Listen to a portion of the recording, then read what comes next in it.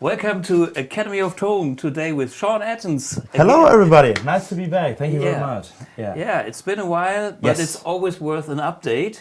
That's and right. Today's topic is better solos. Yes, right. Before we dive into some theory and some practical things, you have been touring with Mitch Ryder again, and you have played how many gigs with Mitch?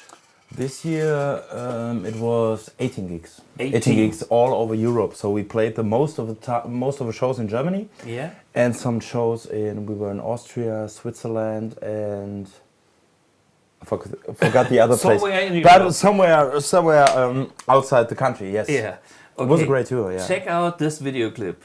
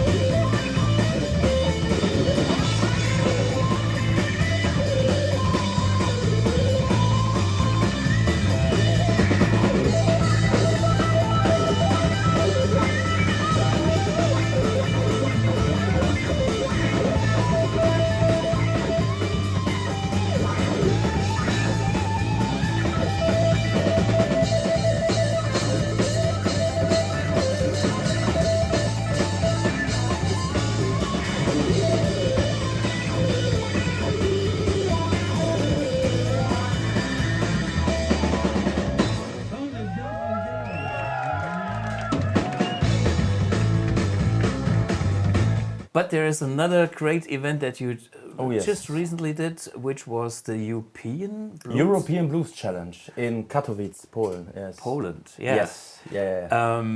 So how many bands, contestants, how many were in the finals? Or how There were 24 bands. Oh, fuck. So we got 12 bands in the semi-final. Yeah. On the first, 12 bands on the first day and 12 other bands on the next day. We were played on the first day, and we had to fight against these 11 bands, and then we made it to the finals. Yeah. So in the final round, how many bands were there left? Eight. So we are now with the Sean Athens band, best of 8 in Europe. Yes. Okay. In the blues business. Yeah. Congratulations. Yeah. Thank you very much. Yeah. Thank you very no, much. I mean it's good, and we have a little clip of that as well.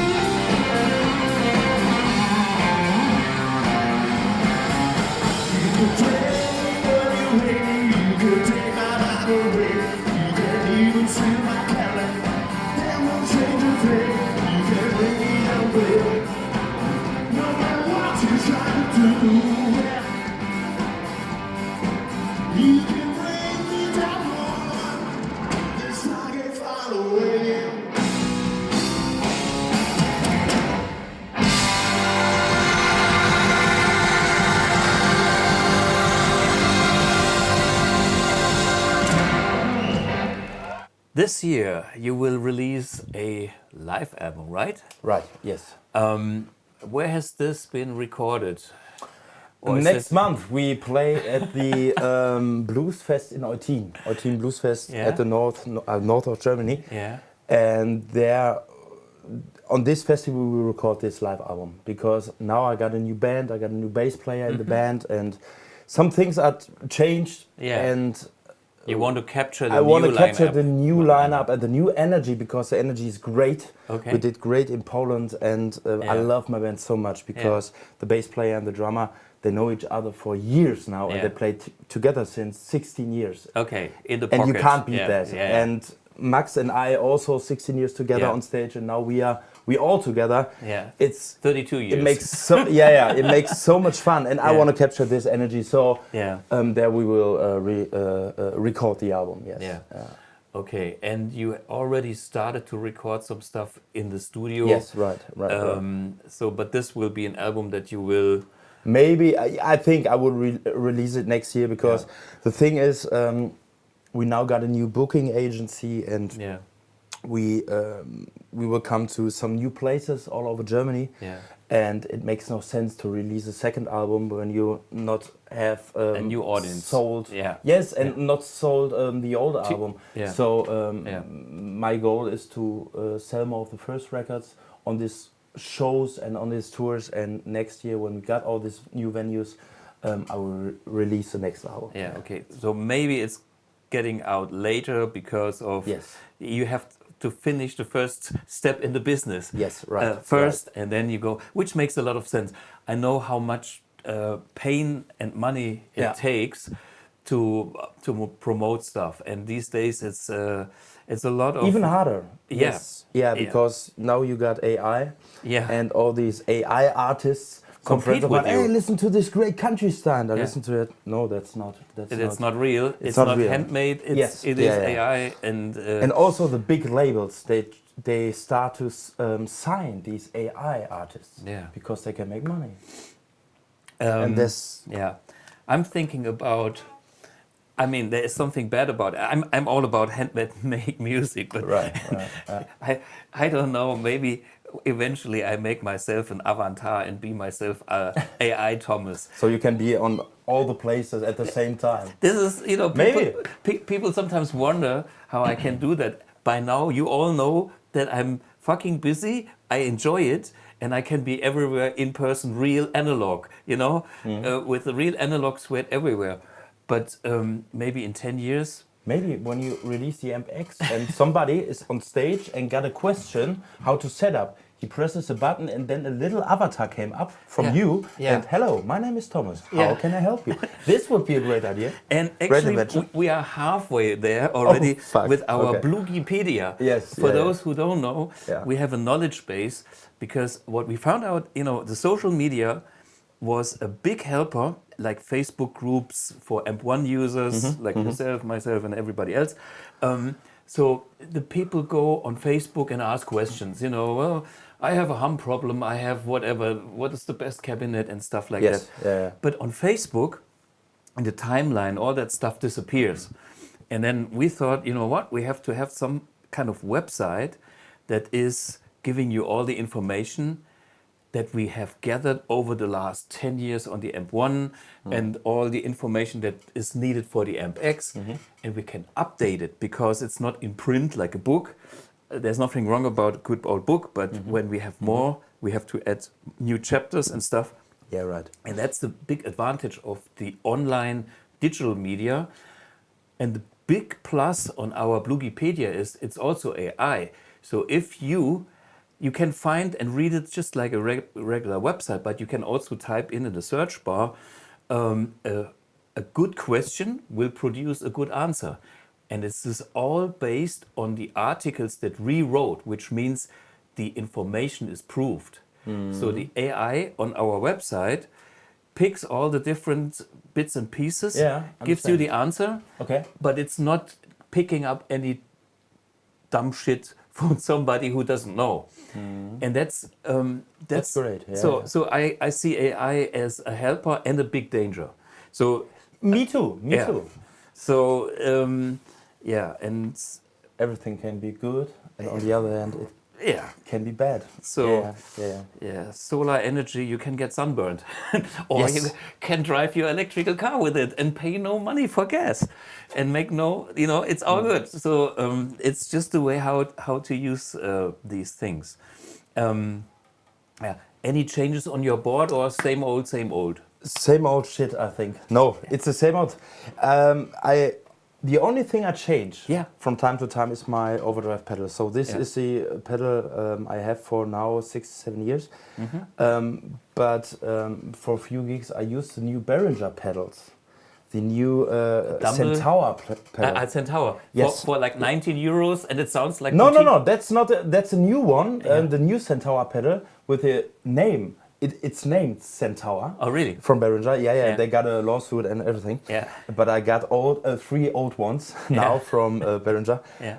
And it's a great pedal. Really good pedal. For 69 euros, you got... It's a metal housing, and it's...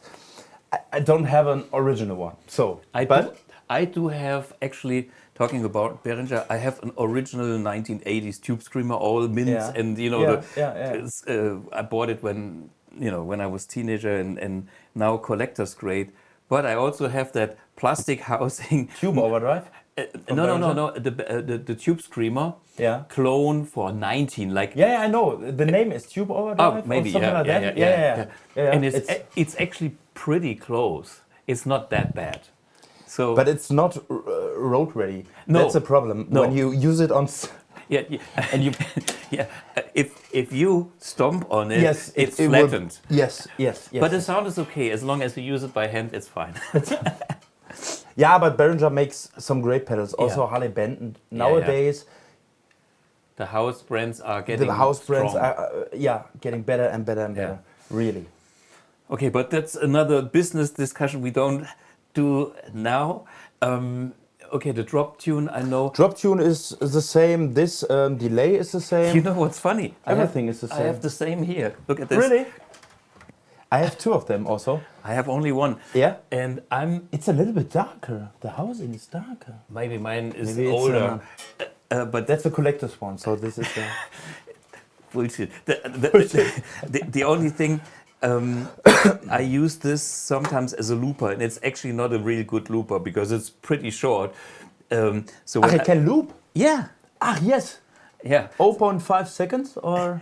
Something 8 seconds. Something like that, which is most of the time you can only play like one round of chords. So we don't try to play a full song on this because it will only have like the verse part. I know. But at least I'm used to that pedal because I have this for so many years. And they are great pedals, really great sounding pedals. It's like the Reverb pedal from this brand. I have here. I have it. It's a Lexicon. Yeah, it's a Lexicon chip inside. Original Lexicon chip. Yeah, and I have that RV7. Yeah, it's the model number. Is it here? No, it's in the company. It's gone. Yeah, and.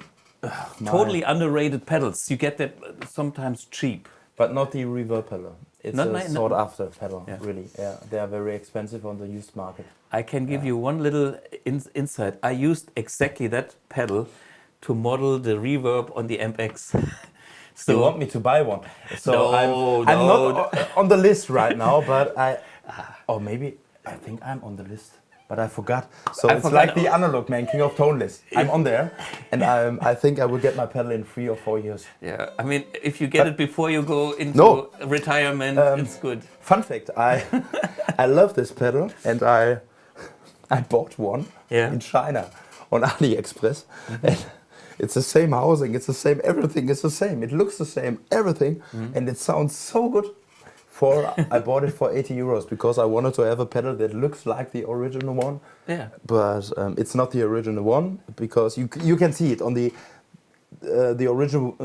original one doesn't have these mini switches, but my one has some mini switches on the outside housing to switch between low and high gain. That's very great. Yeah. And it sounds so good. Really. And but I'm still on the list, and I will wait for this, and maybe one day in 4 years we can make a comparison video. Yeah. Between And the fake one and the Before I forget, this is something that reminds me. I have always to remind our watching people like and subscribe. Yes. Therefore, I especially made this cup here because there's like 300 or 400 episodes of Academy of Tone by now, and I only told people to subscribe 10 times. Oh, fuck. Yeah, so this is my YouTuber moment. Subscribe to channel. Yeah, really. It's a great channel. Yeah. So gear-wise, I got a new. No, it's an old one. It's I changed my wah pedal from the Vox to the Crybaby because the Vox is making noise when I. And I had no time to clean it up, so I changed it to my old. This is over 20 years old. My father bought me this. I think in 2005. I think. Since then I have it, and it sounds. Really, it's good. Yeah, it's a great pedal. I only needed one time in the evening on the gig, only for BluGuitar, and for that I don't need an expense. Yeah. And then my blue box, always with my trusty 1970 cabinet. Like on myself, on the Mitch Ryder tour, we changed one time on half of a tour to the 1967 cap to get a little bit more grit sometimes out of my guitar tone, but. It works. We played only with Yngwie on the tour, and first time that I worked with the blue box on this tour, on the Mitch Ryder tour last year, I used the mic on the cabinet, but every day the sound was different, and because of the venue and everything, and this year I said, well, come on, take this DI out, and he took it, and every night the sound was the same, my in-ear sound was the same, everything was the same, and it works. It's a perfect setup for me. Okay, real quick check of the settings. Gain on 10, 7. Now on 10. Normally I'm at 8. Okay, because we are soloing.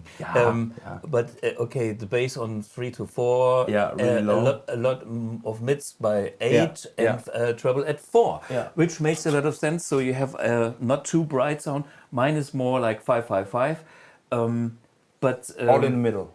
I have also a little bit less bass, and a touch more mids because you had more mids, so I had to come up with more mids. But this is all depending on if I have two guitars, then I need to have more mids to not be so big when I'm a solo. The 3-piece band, I can have it flat because then I have a little bit more bass, and the guitar can be more, let's say, hi-fi, more broader, more wider, and I can be louder.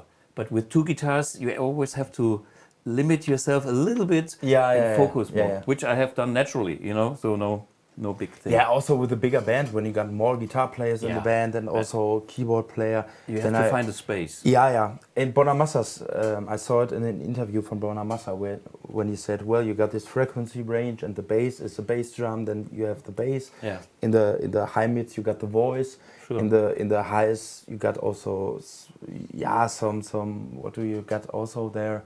Cymbals, from the drums.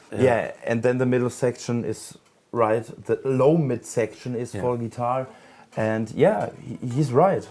But if you play in a trio, yes, you need more frequencies. And by the way, I had a long discussion this morning with a former colleague of mine who was the HK Audio, huge PA company, and we know each other because we worked in the same company for 30 years, or myself 27 years, and so I know him very well. And he is, of course, also a great audio engineer. And he told me the biggest problem about guitars, when he listens to my sound on stage, he always says it's so great.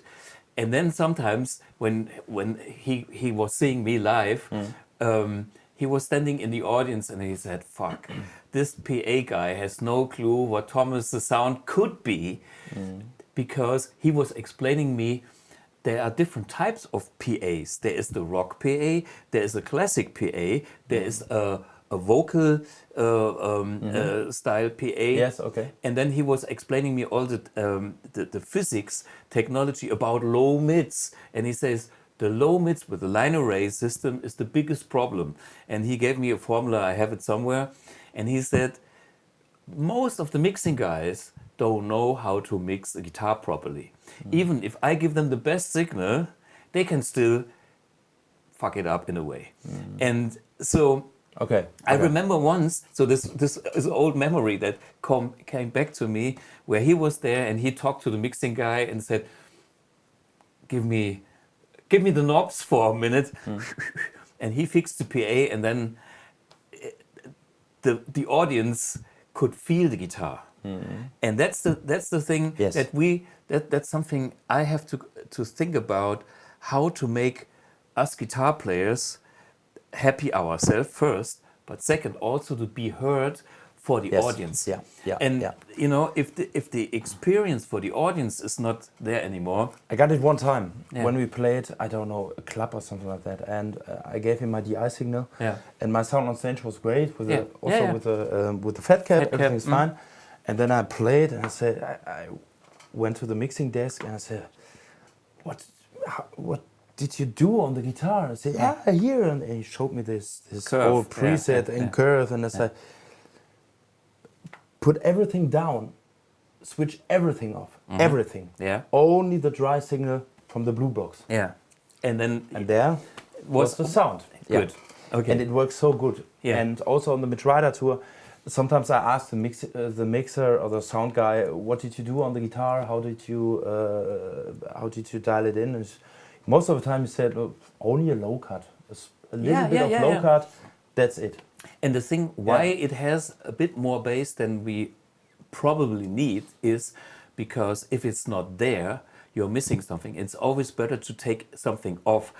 And I wanted that bass because when you play in the studio and you have like almost neutral studio monitors, you need to have a feel for the guitar. That's right. And that is what you naturally have from your cabinet. And this is also what the Blue Box gives you. For a mix, you can reduce a little bit, especially when the PA has subwoofers. And you know, a PA usually boosts the bass, which is not natural. And so there's no problem of having a low cut on that DI signal. But leave the rest, because I've been on stages for so many years, and it is my experience that it works. And anyway, So I love the setup. When we were in Poland on the European Blues Challenge, you also got these rental lists, and all the time they got 5 Fender amps on stage. I love Fender, so I love Fender. Everything's fine, but it's not my sound. And I think, guys, when you have a rental list, why didn't you put some Marshalls, some Fox, and some Fender Classics, on it, and not 5 Fender amps, which nobody uses? Only one Fender amp was used from the whole band. But every Fender amp was on, and they said, "Oh, we got Fender amps." No, it's not. So I always come with my own stuff. Also for the European Blues Challenge, I say, "Sorry guys, I bring my own gear." Amp, we got no time for special amp. No, I said my amplifier is my pedalboard. So I don't need more space or something like that. Trust me. And it works. And it works perfectly. They were very happy because I said, "Hey, you can have my DI." "Oh, you really? Put it in." So, great. And everybody was happy. So that's sometimes I switch only this year, and sometimes a delay, but it works also. I got a DD3 at home from Boss. That's my old Boss DD3. It's now also 20 years old. My father bought me this when I was younger, but most of the time, this one here. Super. And that's it. And my... the one control for solo boost. I would like to use the remote one. The remote one. I love it. I got it at home. It's really beat up, but it works. It's too big for the pedalboard. It works like it is. I leave it like this. Good. So, our topic today is better solos. Yes. And you are a blues rock player, but you do a lot more. But I mean, this is your focus. Yes. From the things. And you also teach a lot. Yes. So when you teach, we all know there is like our pentatonic box. And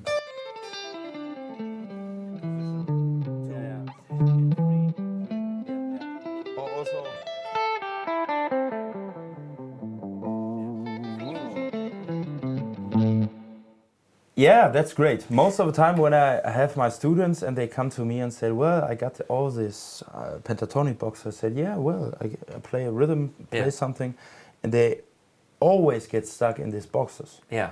And most of the time I say, well, it's okay, you play these notes. The notes are right, but you don't make music. That's the thing. Yeah. And I always say, come on, let's put everything down, forget everything. You can't forget everything, but I said, forget everything. Let's work with maybe 4 or 5 notes. That's it, not more, not more. And it was the same when I was younger. I got all these positions and I learned it from greetings to Peter Fischer from Peter Fischer, from Rock Guitar Secret. It was perfect. I learned everything. But the problem was I didn't understand the connection between all these positions because I was too young and nobody told me. And then a friend of my father, he also played guitar, came to me and said, well, can you play guitar solo? I said, no, I can't play. I have to play guitar solo in 2 weeks. Blues guitar solo. Come on, I'll show you something. Then he started to give me 5 notes.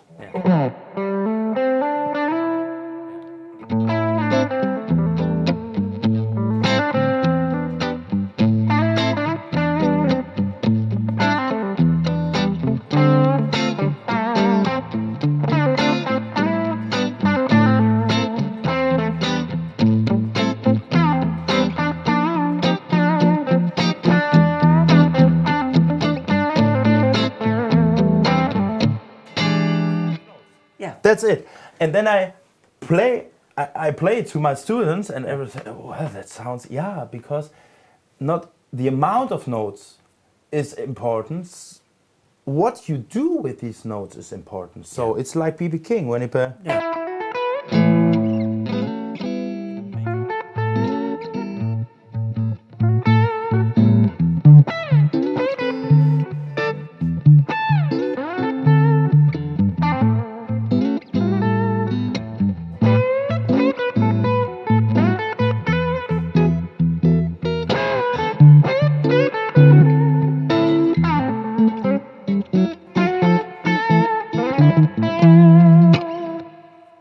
I always said try to make music with less notes. And this is the thing, and I learned this. I call it for myself pentatonic boxes because it's always the same, but it connects the fretboard with the notes. So first of all, I start down in the 3rd fret of the low E string. That's a minor 7. And then you got right. And then now you got to the how do you say octave? Octave. That's the right one. You can play the same thing on the D and G string. Also good for the head to remember or recognize. B string because the B string is tuned down a whole step. That's the guitar. That's the so you have to move, but you got the same fingering, and that's what I like the most to start because it's a good starting point to learn to make music with the less notes. It gives you the security, so you know.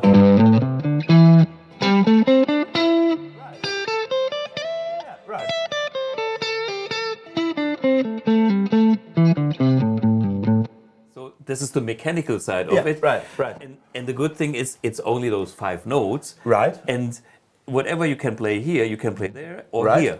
And what I like the most, what you don't get when you learn pentatonic boxes, is this note.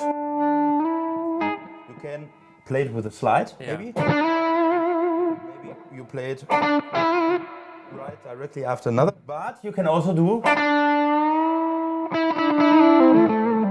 Started with this position,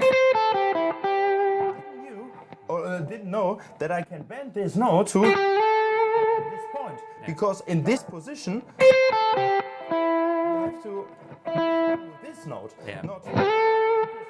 And nobody told me that this note is the same here. So that was a problem. That was for me the problem. And when I learned these boxes, it opened my mind really in soloing. Yeah. And then I played it every day for 6 to 8 hours in my early years. Early years in my little room. Now I don't play that much, but because I play so many gigs here, and I'm on tour all the time. But and then I only play.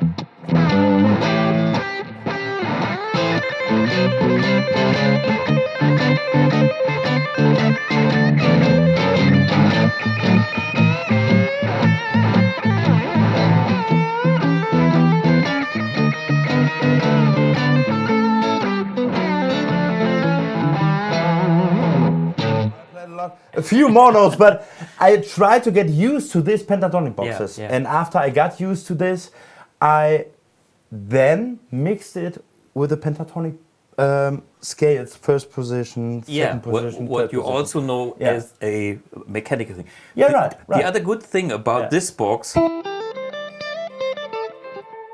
you can play the major box out of that as well.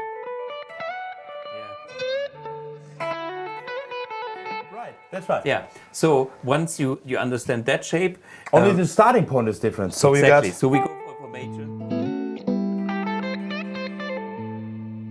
Now you got E major. No. I go for A.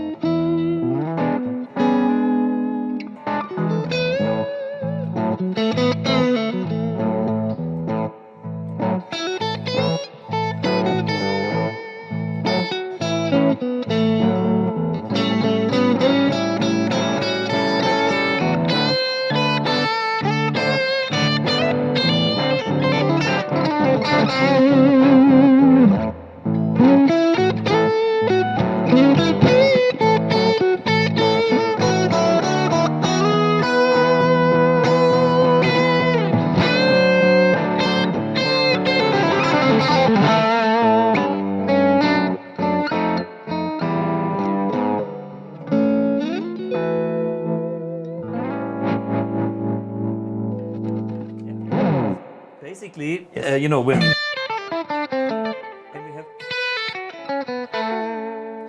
so it's the same finger, but it's like the typical major minor.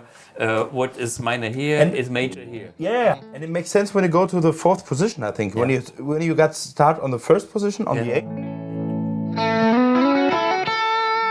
This A major thing makes totally sense. Great. Yeah.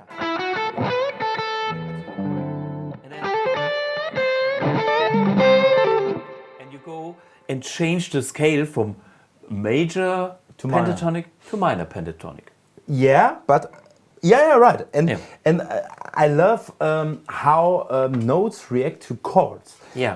But when you play the D, the 4 chord, this note, it's the 7th.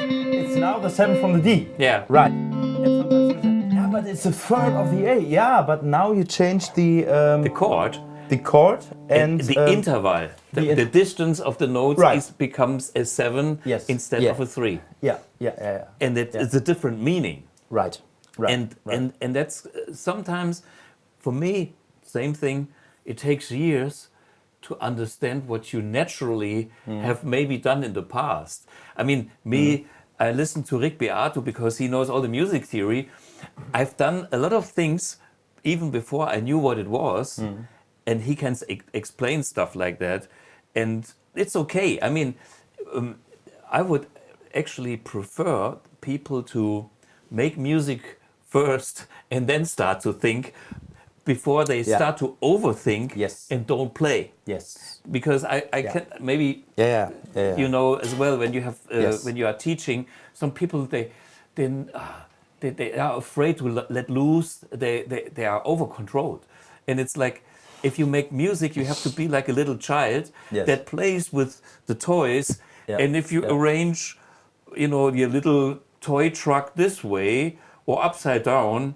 Well, what is happening here? Well, it's an accident. You know, kids are very open about that. And it's like, okay, that's an interesting story. Why is there an accident, you know? And other people just try everything like in line, like on a parking spot. It's a different story. And if you think too much about it, there's no excitement. And therefore, it's totally fine. It's sometimes I do things I can't explain to myself, and people ask me, "What did you do there?" I don't know. Can you play a D with a G? Okay, and I play this chord. 1, 2, 3. Yeah, it's Hard Day's Night. Yeah, and this is 2 chords at the same time. So you got a D sus4, sus4, and an F and the F7 with the G in the bass. Yeah, and the D7. Wait. We need 2 guitar players, and this is probably 1, 2, 3, 4. Yeah, okay. So you can't play it with only one guitar. So I guess this is a Beatles accident, because I don't think that they did music theory like, okay, I play a G9 major, you know,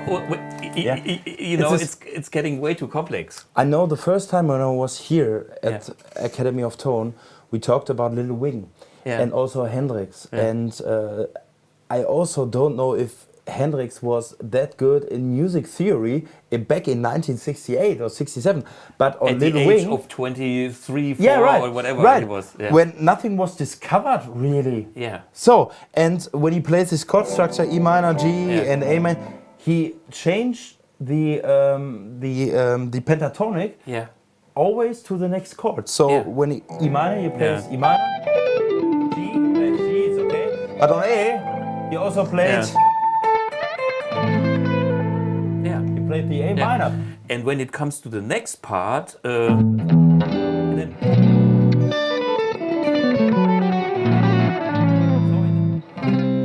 it's getting very complex. And he knew how to solo over it.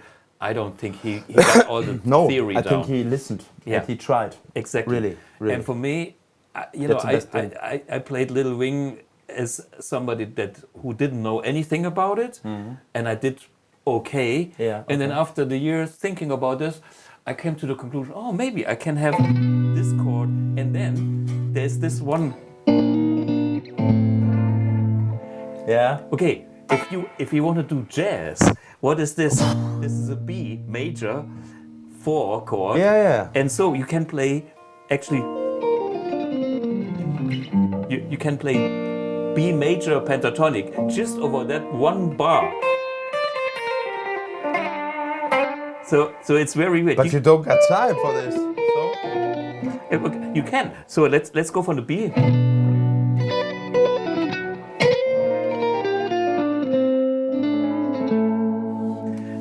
You know, but that, you know, that's some theory-inspired bullshit. Okay. But it's great. It's great. Sometimes I'm not a jazz player, so me neither. But sometimes I have this little. Maybe let's try this, and anything that comes to mind, I play with it. If I like it, I find out later. You know, sometimes it's triggered by ears, sometimes it's triggered by a thought, sometimes it's an abstract thought, or sometimes it's even a music theory thought. But I'm never the slave of music theory. You know, it's like I had an episode about Prince. And he does also the Beatles string thing with different chords. If you play, Yeah. can you play? Okay, and Yeah. I play another chord. 1, 2, 3, 4. Do it again. 1, 2, 3, 4. Yeah. 3, 4. 1, 2, 3, 4. This is very low mixed underneath that chord On Kiss. on Kiss. Yeah. And this is why when you listen, you think it's that chord, but there is a little bit more overtones. And he plays a D major 7 or F sharp minor. And then when you have a 9, it depends on the interpretation. In the end, who gives a fuck? He just could hear it because he was his father was a jazz piano player. So for him, this kind of complex sounds with a little extra strange taste was okay because he grew up as a kid listening to chords like that. Or he has another thing where he goes, let's go crazy. Yeah. Can you play this?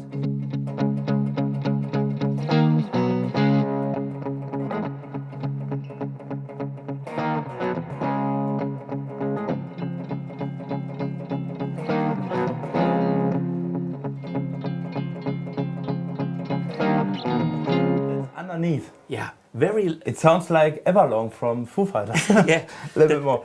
Yeah, because what it becomes, it's a major 7 chord. You know, I mean, he plays power chords, but he has several guitar tracks layered on top of each other, and they are all overdriven. If he would play it like that, like a major 7, and then put it in overdrive, it gets very weird. But he has like power chords, and then he has several guitars, and that gives you this kind. And What's the name of the song?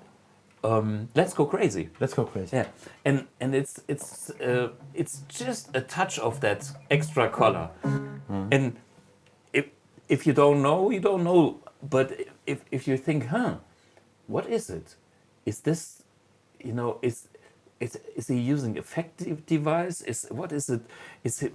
And then you come to the conclusion. No, it's an extra track. I found this on the internet because they have all the separate tracks. Yes. Yeah. And this is, but this unveils the secret of, and he plays around with stuff like that. And sometimes it makes no sense out of my music theory understanding. That makes all sense because of his jazz background. I'm not sure if he really thought of, I play a C sharp, major 7, 9, 13, 11, or whatever, you know, one of those Crazy chords. Yeah. He just did it. Yes. And it sounds good. Yeah. Or it has this. I recently saw the video of Rick Beato, Yeah. the Africa video, Toto Africa. Shit, I have to watch that. Yeah. And there's one section where Steve Lukather play a wrong note.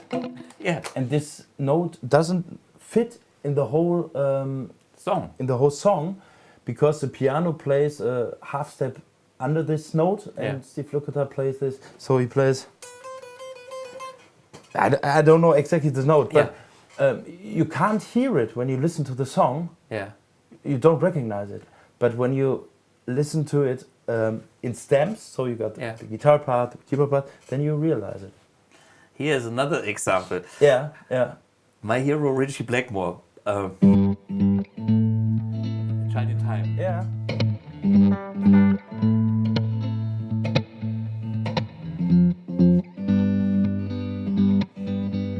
Can you play the rhythm guitar?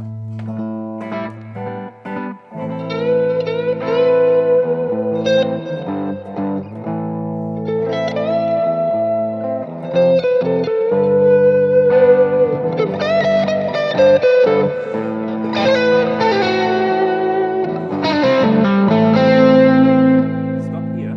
You know.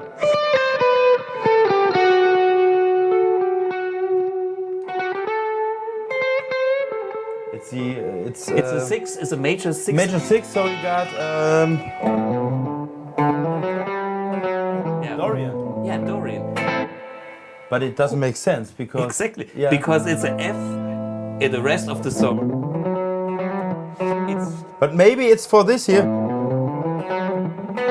For the fingering, it's also maybe I don't know, but but the thing, you know, it is. Yeah. If you listen to just the chords, you would think it's A minor, natural minor, or Aeolian minor, and the F sharp doesn't exist in the whole song. Why? You know, and he goes and at this one note, it makes all the difference. And if I think too much about theory, I would never dare to play F sharp over this. But it makes sense musically. Have you ever had a problem with that note? No. It's more a bigger problem would be when you play instead of this. Yeah. The major third over a minor third. That hurts. That hurts. Yes. But all these filler notes, I think this. Yeah, fine. Yeah. And it's a color for just a fraction of a bar. For a second, yeah. And it's a nice color. Van Halen also like. Yeah, we had that. Yeah, what scale is that? Well, it's tension and release. Yes. And it's not fucked up. Okay, better solos. We had the boxes, and we had the thing how to connect the boxes. Right. The other thing is we could have what I call the pentatonic plus X, which means we have the pentatonic scale. Yes. And then we throw in these extra notes. We just discussed the more elaborated things where you break the rules, but we can expand the pentatonic with the more notes. And one of the most obvious ones is the ninth note, like.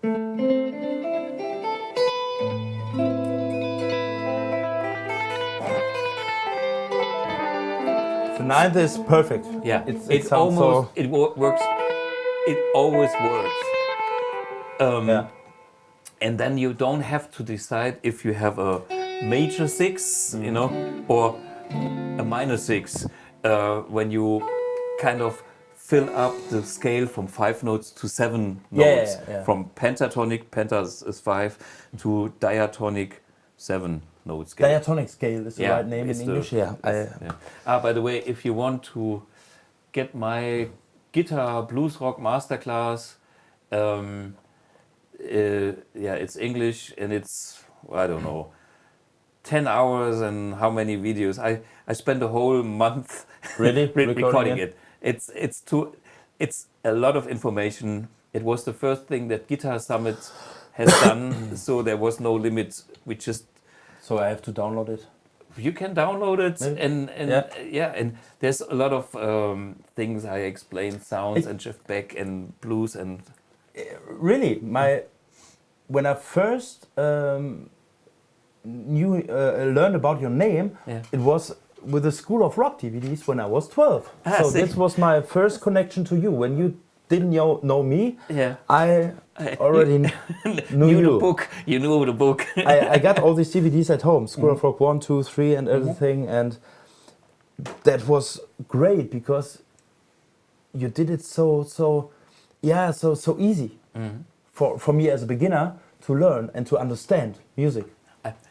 I try to simplify it. That the problem, too, is when you record some things, especially with me, because I'm kind of this non-controlled emotional guy. Sometimes it happened that I lost my control and I played too many notes.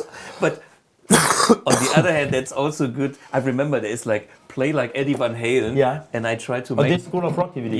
Yeah. I think one chapter, and I thought like, okay, keep it simple. I was playing, and then, oops, suddenly it happened, and I played shit that I even couldn't repeat myself. But that also belongs in music. I love the Sweet Child O' Mine-ish kind of song. Where you play something like that. I did some mock-up because I'm not allowed to play the original. Yeah, but I learned it. Note by note, really. That was when I was 12. So buy this course because you will have so much fun with Thomas. It is fun. Yeah, really, it's fun. really. It's fun. Okay, and one of the chapters in my course, and that's something that you also do, is like you have a pentatonic scale, Yes. and you can extend it with extra notes. Yeah. One is the 9. Yeah, right? So, and then the other thing The is 6. Is the 6. Yeah. Is it the minor 6 or is it the major 6? Yeah.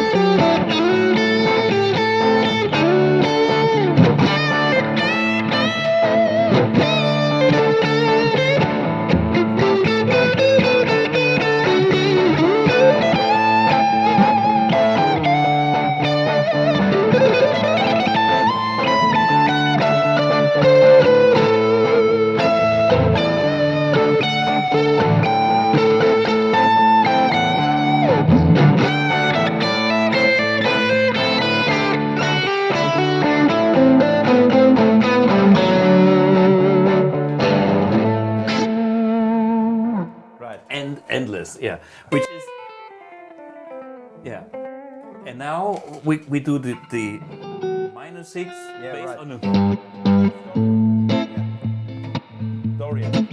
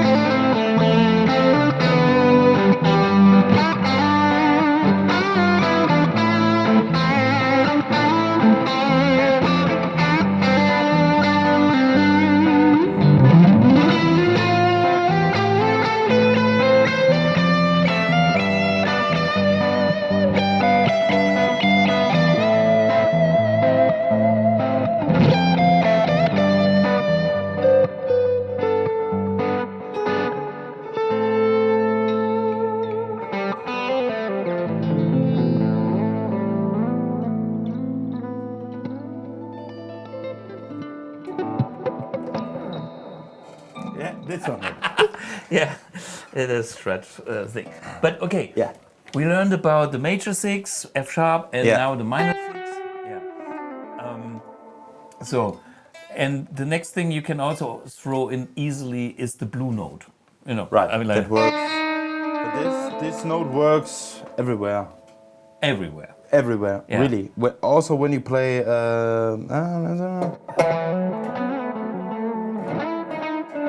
Yeah. Major scales, minor scales, you can throw it Yeah. in everywhere, really. That's good. And also, when you're in the blues, Yeah. normally you got this minor 7. You can also play the major 7. Yeah. It would sound weird if you play it all by itself. Yeah. But in the combination between the minor and the As a guiding tone. octave. Yeah. Octave. Octave, Yeah, right. yeah. It makes sense. It's, Octavia? I Octave. always want to say octave because Yeah, well, I was we on are tour with German. Mitch Ryder and we Yeah. got some French people in the band, so octave. Ah, okay, bonsoir. François. Ça va? Comment ça va? Yeah, yeah. Je m'appelle Sean. So this also works. Yeah. And so Lots of notes. yeah. Yeah. And it's like extra spices. Yes. And so if Yeah. you not feel secure, you can stay with the pentatonic, which is safe. But when you want to play, you can try out those extra notes. And Right, and right. that gives you more colors to choose from. And that's why I like to play, really play, which means you have make music, which takes time, not thinking too much. It's like to get in the zone and you feel the groove and you feel the chords. And then, you know, then when you get lost in the music, you are free to see.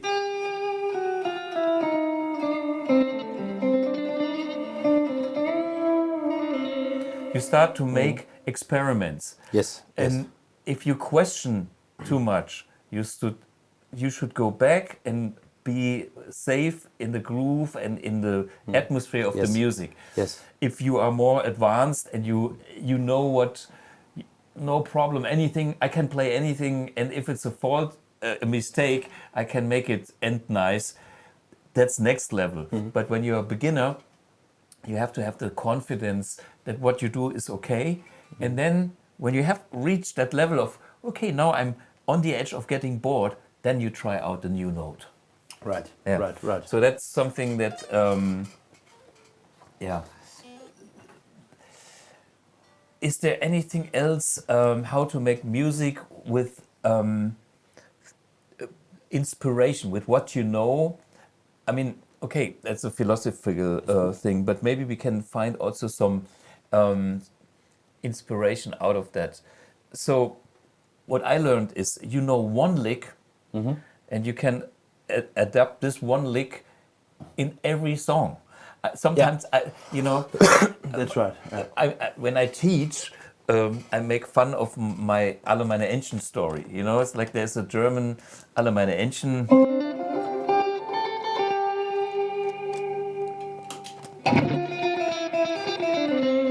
Which is basically a major scale. And Yeah, then, right. and what I do is, you can play any song, and I try to play Alle meine Entchen over it. Okay. I mean, we can.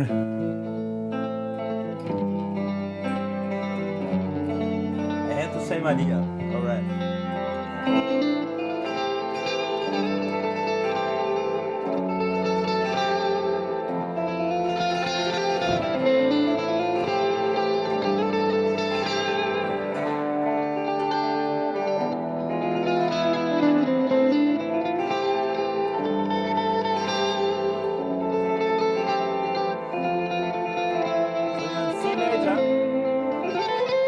Wait, play one time. One, You mean the melody? Yeah, you play the melody. I change the chords now. Okay.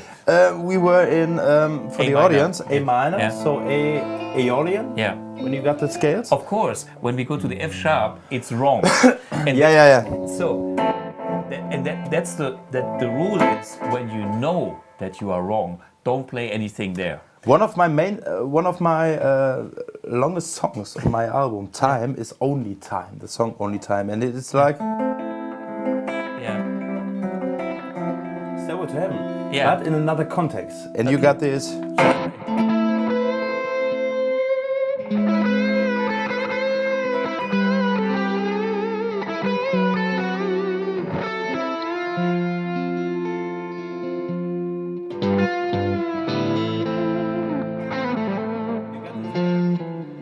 And the crazy thing is, if you would hear the rhythm guitar all by itself, you hear this.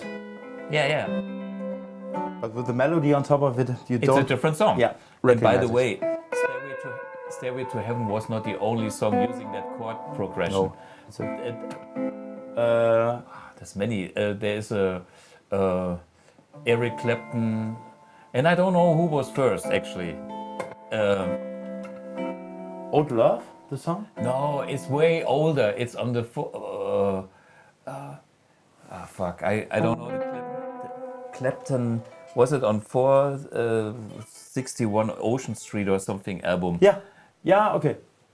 Not Old Love is way later. It's 80s or 90s. Yeah, okay. So this was like 70s, and you know. I think also the Guru is a.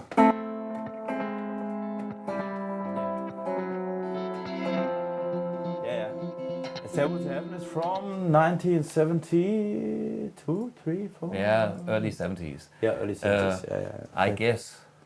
Yeah, also in the jazz context. When you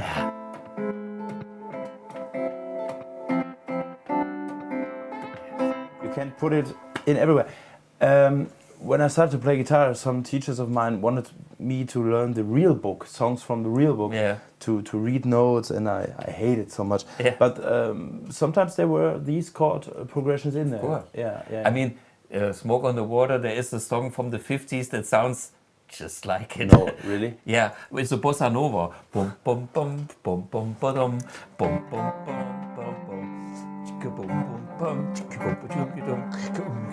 Really? Yeah, and by the way, Burn is Gershwin.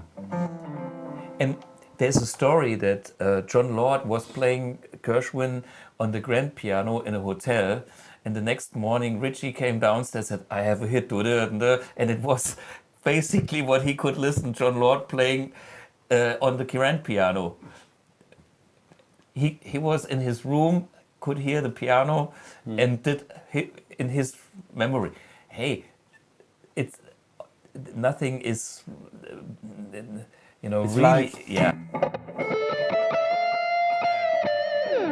There was also this lawsuit thing with with Still Got the Blues. Still Got the Blues. When Gary Moore was living in Bonn. I know. You know that story? Yeah. And he was hanging around in the studio where the original song was recorded. Yeah. So they found it out and they said, well, you could have told us. Could have heard the song. Yeah. And it's... yeah. Anyway, when money is involved. But hey, Led Zeppelin had tons of lawsuits. I know. It's also... what's the Lemon song? Lemon song. Whole Lotta Love. Yeah. This here. Killing Floor. Yeah, Killing. And it's almost the same in this song. Yeah. Also the lyrics are everything is the same. But now they got Howlin' Wolf in the credits. Oh, cool. Yeah, he's at least some respect. Yes. Yeah. And for me, it's if it ends well, Steve Lukather, everything is well when it ends well. I think he had an Apple title. Yeah, I know. And I mean, if they make something out of the Blues Guys' music, make the money and give them some money later onwards, I'm happy too. Respect is important. Yeah, that's right. That's right. And sometimes, you know, somebody has to make the money first, which is also a job. So, you know, even if Led Zeppelin stole from somebody something, and then make it successful, it's a job. If they pay the guy later, it's fine. So anyway, So a little more tips on the solo side, we have the usual stuff of make sure that you have a great intonation. So Sometimes I got one tip. Yeah. Now, Yeah. when I play, I'm not the fastest player, and when I play this, sometimes I got some runs on the fretboard. Yeah.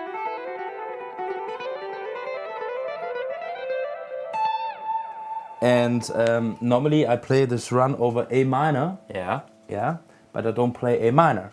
But because I play so fast, you can't Tell. Yeah. You can't tell what I play. So I play Dorian. Yeah.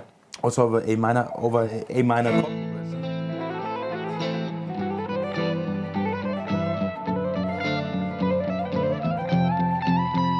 Because the fingering is the same on both strings. Yeah. That's the thing. Sometimes.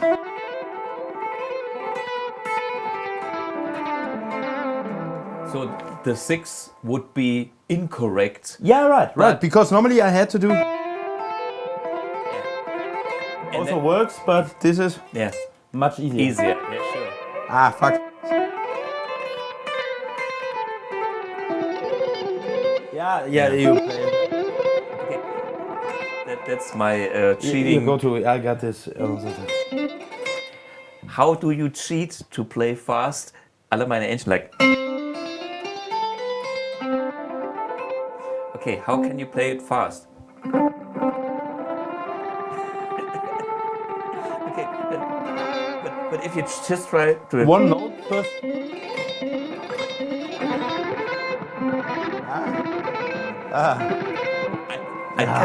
No. I tell everybody where the problem is, Yeah. and I found out, The right hand. how to cheat properly. Okay, here. Okay, cheat. Okay. Yeah. Okay. I can only do it cheating. Okay. No. You can. No, do no, it, no. I cannot do it. Honestly, it sounds like I'm totally correct because I play a lot of notes right, but I play one note not Wrong. right. This one. Almost. Okay, watch it of this. Yeah. So it looks like I play every note, right? But you play 3 notes per string. So you got on the G string this. No. Now here comes the right hand, and this is my cheating. Okay, now I do it slow motion.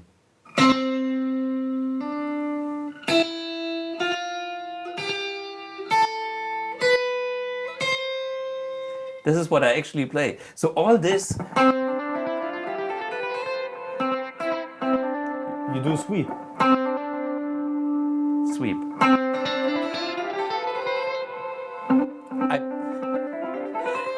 Okay. It's. If you think too much about it, I didn't know that I was cheating all my life because, you know what? These are really 4 notes. 1, 2, 3, 4.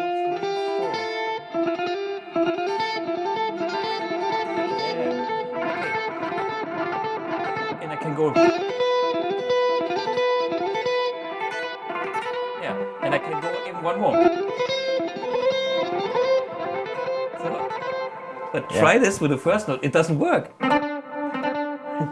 You know, because you make upstroke and you cannot go. Yeah. So, Ah. don't even try.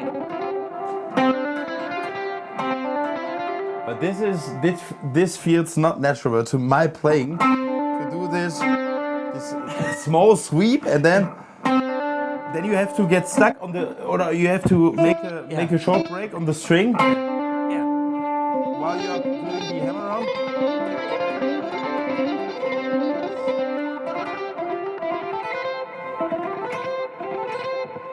Anyway, I always work on my right hand. speed picking Yeah. technique. Yeah, I never. When I was young, I had no teacher who could teach me this. Yeah. So I started very, very late Yeah. to work on this. Yeah. And it Same here. It took so much time. But for me. you know, I just recently found I just recently found out about what I was actually doing all my life because I didn't know. And it's like, and the guy who noticed that was Tim Pierce. He said, "What are you doing there? How can you play all the notes?" And I said, "Oh, Tim, maybe I'm cheating." And he asked you. He asked me, you know, and it's like, okay, and I didn't know, you know. So I was sitting there. What am I actually doing? And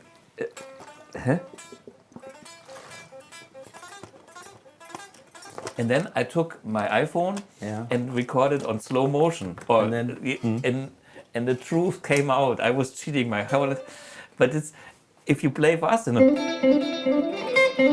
it's.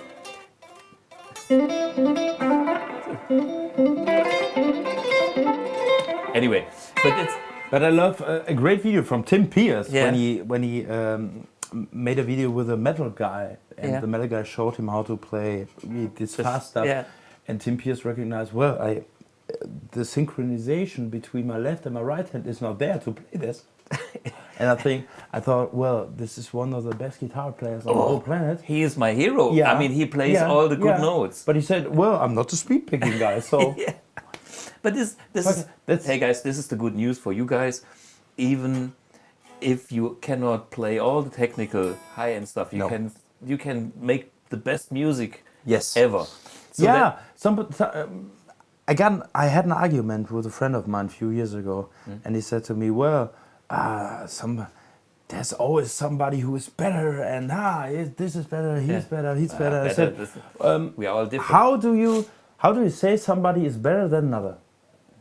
You can't tell, because when you take, and then I said to him, well, take B.B. King. So B.B. King was not a shredding guy. Yngwie Malmsteen is 1,000 million times faster than B.B. King, but B.B. King is a legend. Exactly. He's more a legend than Yngwie Malmsteen. Yeah. So who is better? You can't tell. You can't tell. The only thing. Keith Richards. Yeah. But the only thing that I can recommend, if you don't know it, look BB shreds. That's hilarious. When you sent me the on my phone the message, I went through the messages and I found the video you sent me last year. It's so great. It's hilarious. It's so no. And the guy who had played that, you know, on top of B.B. King's video, playing in the style of Yngwie, he was knowing so well how the fingering works, you know, over the band. So funny, it's hilarious. I love it. It's also taking the piss out of and that's the main thing. You have to be relaxed about it. All this competition bullshit is. There is no competition. We are all artists and we are all slightly different. One guy plays faster, the other one plays different notes, the other guy plays higher, the other one plays lower. It's the music that you do, and music cannot be measured. It's a personal thing. So certain personal music, taste, really. Yeah. It's maybe better for it's your also taste. Tonight I play here in Saarbrücken at Jules Verne and. With Luke. Luke, yeah. And Luke is Lukas Schüssler. Great really great guitar player.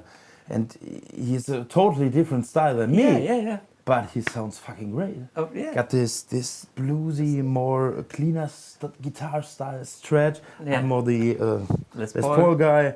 And so everybody's different. And that is what makes everything colorful, I think, Totally agree. Yeah. Then the other day, I had a Blackmore episode with the Vox AC30 and the 335, and I played a Ring That Neck, and that's this was the purple, like Mark 1. Yeah, Book of Talisman from this. Exactly. Yeah. So, Yeah. And there are actually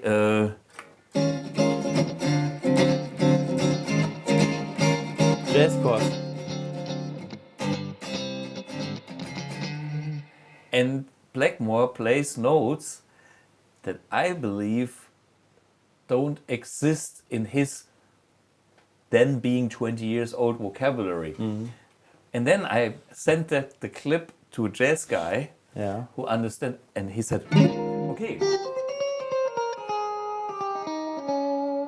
this is Mixolydian sharp 11. He could analyze the whole thing. What Blackmore was playing. And he says, under this kind of point of view, it makes actually sense. And I can tell there is a little snippet where he goes something like this, where he plays great stuff. and I can tell that he's not knowing. Knowing what he's doing. That's my opinion. Yeah. Being somebody that understands a bit what Blackmore is doing, because I studied his thing, and it's genius, because I think Blackmore was simply trying to sound jazz, you know, and it's the same thing with notes. He knew that he can go outside the box and try. I know a friend of mine from my hometown, he's a bass player. Yeah. And he got his own cover band since 40 years. And sometimes I play with him and in the past. And they always say he sounds like a little bit like Sting, and he sings these songs perfectly. And we do Englishman in New York. Then there's this jazzy part. And he plays. One time I asked him, "What do you play there?" He said, "I don't know. I play anything." And he already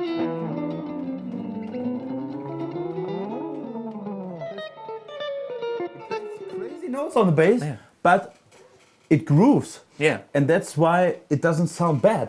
In this context. Yeah. But the notes are not the right notes.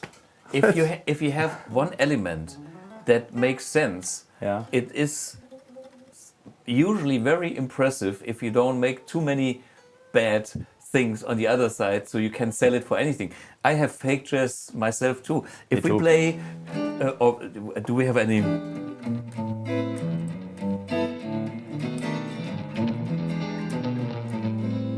Some, you know.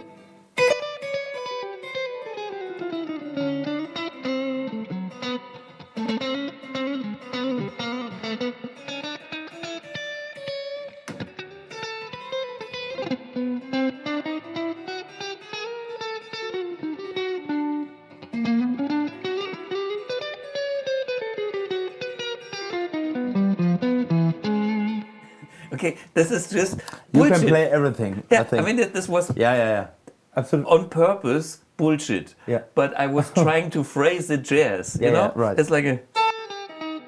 Okay, I know this is a whole tone scale, which is jazz. It's not used in any other music. So I, you know...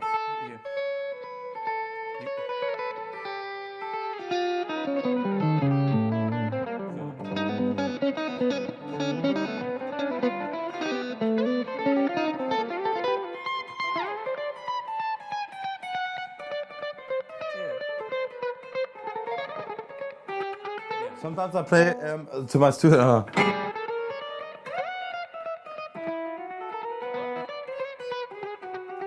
You have to, have the groove, and then it works. Loosen up, groove, and I have done this at the NAMM show just because I was bored. You know, you are at the booth, and you know people ask and step by, and then finally you get a bit crazy the whole day. Play a few chords that make sense, you know, and then I could see people standing there and being very impressed about my jazz skills, which were bullshit jazz.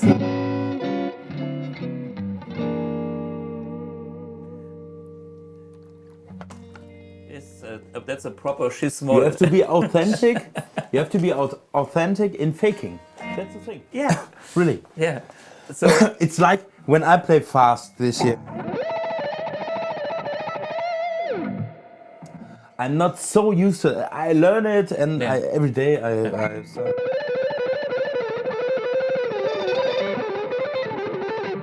all. Yeah. I do some gain on my guitar. I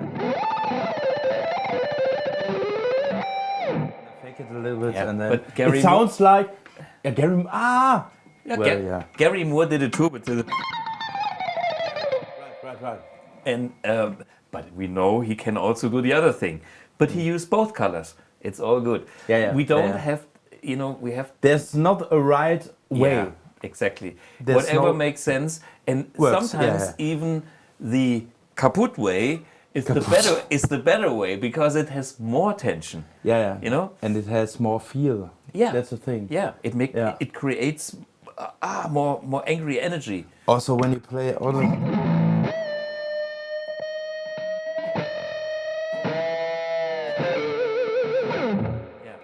some notes like that with these. Yeah. I saw it in the last or the episode before the last episode when you did this thing with the second string.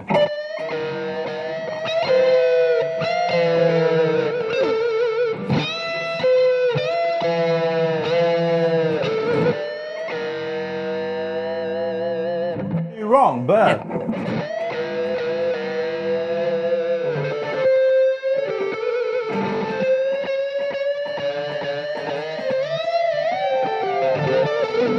Like this Albert King style lick. I always learn it this way, like Stevie. Stevie played it like that, but the original way is, I think.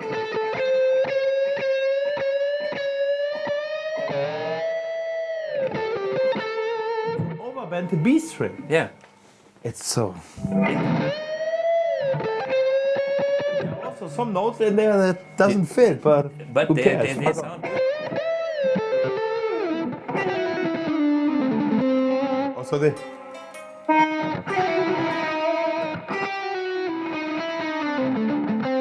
It's like the final countdown solo. Yeah. Yes.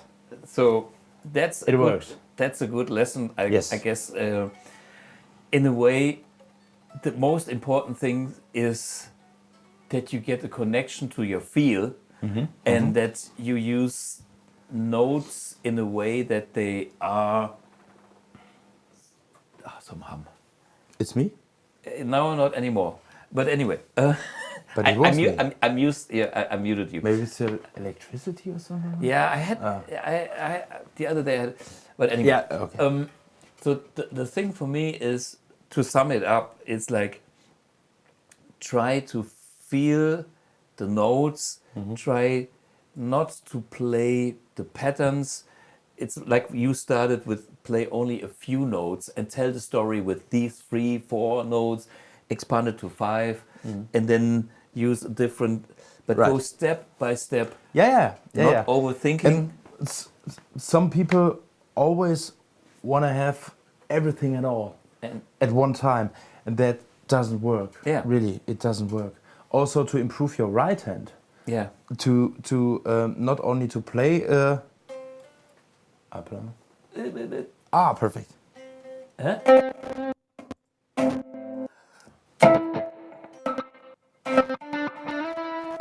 It's a forbidden knob. Fuck.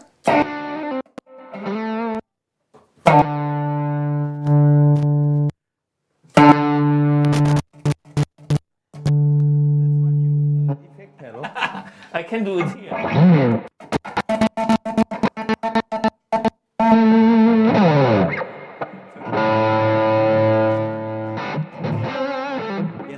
Also, not only most of the people want to improve their left hand because I have to play all these notes. No. Also improve your right hand. Yeah. Not only play a note, play with a note to learn. You got this snappy sound. Yeah.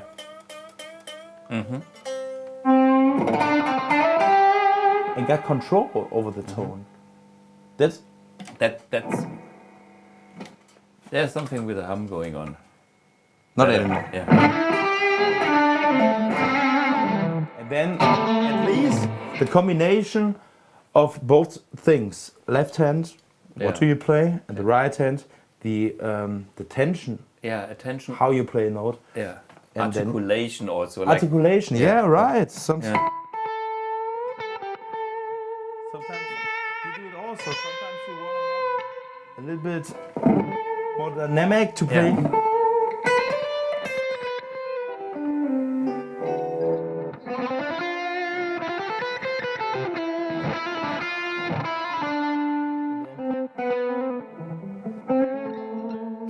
Got control over your playing.